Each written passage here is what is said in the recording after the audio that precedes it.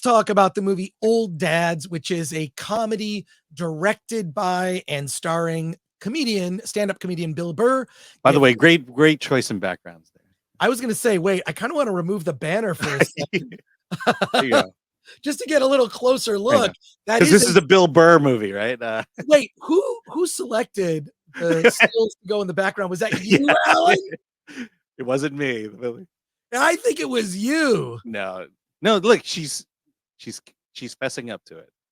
She's fessing up to whatever. So, all right, let's get back to. I'm gonna put that banner back up. And no, that's not my daughter. No, but Old Dads, written, directed, starring Bill Burr, stand-up comedian turned director. This film is currently on Netflix, and it skewers specifically LA progressives is what it goes after. Bill Burr, if you're familiar with his comedy, he very much is a guy that is plain spoken, common sense, thinks most people are full of shit. And that's what I've always loved about Bill Burr is he just tells it like it is. He'll go after feminists and Me Too. In one of his recent specials, he just goes right after, like, how's that Me Too thing working out for you? It's great. This is a traditional comedy, right? Bill Burr plays a father who has friends played by Bobby Cannavale and Bakeem Woodbine. They're his buddies, and they have a sports jersey company that makes these sort of hip, cool, like sports jerseys. They just they market to their audience. They know their audience. Bill Burr's kid goes to this very special school where everyone is, microaggressions and all that stuff is taken very seriously. And Rachel Harris plays the head of this school. His kid's in elementary school, and you see it opens up in this sort of picnic, and you see all the kids interacting, and you see the progressive parents, and then like the older guys, Bill Burr, Bobby, and Bokeem, that are like, yeah, they're just like, they can't stand living around these I hate to say this, it reminds me of when I was raising my kids in the 90s in LA. It's these very flowery, very progressive, how we're going to, we don't spank, we have a talk. And Bill's like, F that, like he doesn't care. So he gets in a conflict with the woman who's the head of the school. That's one of the threads in the film. The other conflict, his wife is now pregnant with another kid. They end up cashing out of their company, and they sell it to some young Silicon Valley kid who completely changes everything, fires everybody. Bill Burr, who plays Jack, is, they sort of they keep the old owners on as like, well, we'll just have you around because contractually we have to, but they end up firing everybody. The company goes woke. Of course it goes broke. And it is, I think the movie could have gone harder for sure, but the fact that he made a traditional comedy that just takes a flamethrower to all of this nonsense is, I got to give him credit for it. And I've always liked Bill Burr. Even when he turned up in Star Wars, which was weird, like what's Bill Burr doing in Star Wars? I thought he was fine in that. He's in prime form here because he's basically playing himself. He's playing a dad that is fed up dealing with all these morons that he has to deal with. And they go to a strip club. They end up going to Vegas and go to a strip club, and it's just full nude. It's like, well, not full nude, but there's nudity in this. So it's definitely R-rated. But I thought it was fun. I thought the jokes that went after, especially this guy, Miles Robin, who's this actor, he plays Aspen, who is this millennial kid who takes over the new company from Silicon Valley. And he's hailed as a genius. He's a freaking moron because he doesn't have life experience, but got lucky in Silicon Valley, as people do, but fancies himself a genius. And Bill just skewers everything. And you see him. What's interesting is I recognize something that his character Jack does in the movie.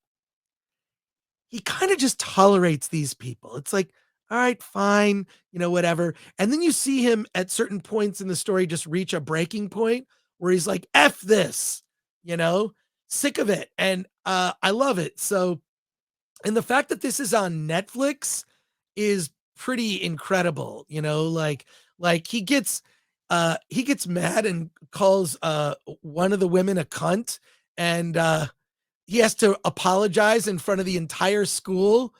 And it's just I just like the thing is this what I feel about this movie is I really enjoyed it, had a good time, probably would have seen it if it came to the theaters, but it's not enough. This is like one movie which is like a drop in the bucket that mocks the far progressive snowflake type culture and just how dumb it is. It doesn't really come back the other way, which I kind of like. I mean, a little bit. He's like, yeah, I was an asshole. I probably shouldn't have called this woman who's the head of the school a cunt. I probably shouldn't have done that. But which is true. That's probably not the best thing to do. But the fact that he gets away with doing it is amazing. So I really enjoyed the film. If you have Netflix, recommend you give it a watch. And the thing is I want to see more. I want to see a movie like this, but go harder. And I want to see it released to theaters. The fact that this did make it through Netflix is pretty cool. I mean, he does have some of the top specials on Netflix. I mean, he and Dave Chappelle, their specials tend to like get clipped a lot because they have a lot to say. And I recommend it. I recommend that you see it. But just know it's not for kids. There's nudity and vulgar language. And the one guy, what's his name? He's a comedian too. Bobby Cannavale, like he But he's plays an actor, but he he's does a an lot of actor, comedy stuff. yes, but he plays this guy. I mean, he does comedy stuff, but he plays this guy who kind of wants millennials and Gen Z to like him. So he's trying to be hip. There's like this black woman in the office, and he's always going up to her, "Hey, don't leave me hanging." He's constantly like being incredibly condescending because he just wants to be liked by Gen Z and millennials, and he's an idiot. And they kind of mock him for it, like, "Oh, you're dumb."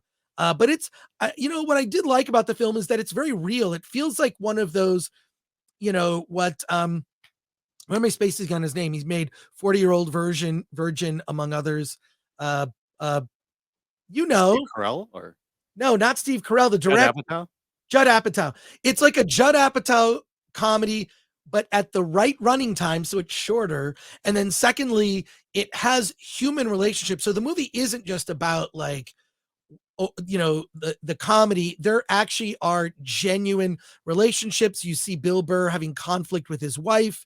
They work it out like adults. She kind of rolls her eyes at these people and just kind of tolerates them. But this is a taste of what it's like to live in California around California liberals. This movie completely captures it.